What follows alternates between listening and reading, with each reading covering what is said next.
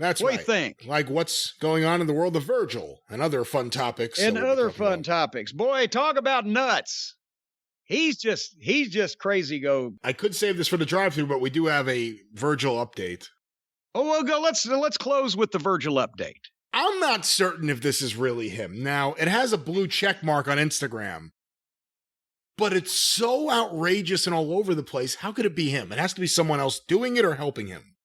Let me know what you think. Okay, well, and I didn't know. So blue check marks work on Instagram as well as the Twitter.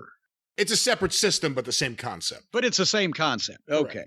Gotcha. So this is the account Real Virgil responding to you talking about his previous response where he claimed that you were trying to twist Missy Hyatt's nipples like a radio dial, and I'm not exactly sure. So this would be news to Missy also, by the way. Well, here is his comment about your comments. Why do I have to spend my entire fucking day being told that Jim is still obsessed with me and my meatballs? Why is it that he needs me more than Ted, Andre, and Terry did? Why do I even have to pretend to give 4 fucks? As well, what's so great about Brian Last? Like, when has he ever been recognized by 400 Korean women at once? If he ever challenged a meat sauce messiah to an Olive Garden smorgasbord super showdown, I'd Ricky Bobby his Hawaiian ass. 'Cause if he ain't first, he's last. Brian, my dude, did you train Warrior? Make El Dandy a household name or slam Andre? Don't think so. You need to respect my $1 million appetite or risk total Arcadian annihilation, my dude.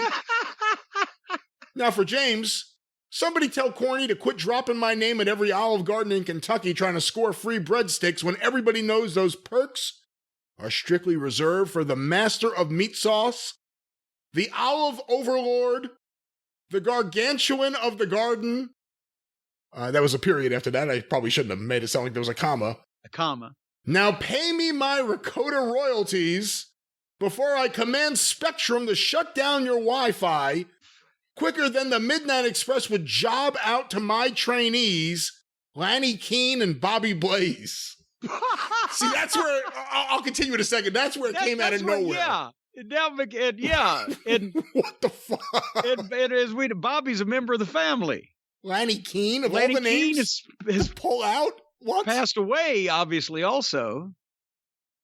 I made them the greatest Kentucky exports that you were begging for their affirmation.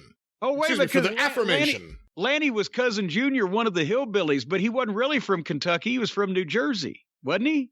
I think so, or from the Northeast, but finally he says, you're just pissed that Diane von Hoffman and Debbie Combs were madly in love with me, and you never had that 3-way with them the way I did.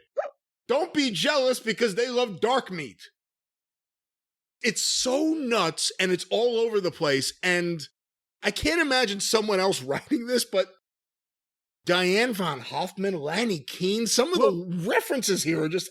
I know, and Diane von Hoffman was a fan from Louisville before she became a wrestler, and she used to come to the Gardens.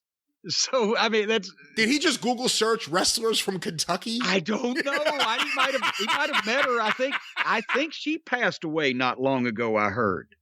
But anyway, I've never got understood, but he's been doing it for a while, the thing with Olive Garden.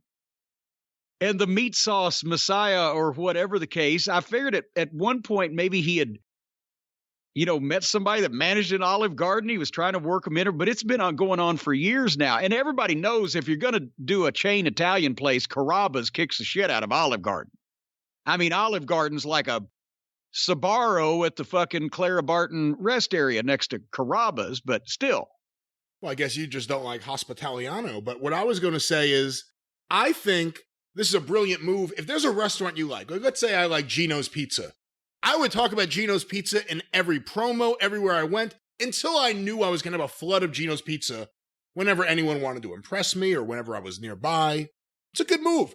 He's letting the fans know you want to talk to me, bring meat sauce and breadsticks and whatever the fuck goes on in his world. I've heard you don't have to bring a meat stick to Virgil. Ask Diane von Hoffman. Hey!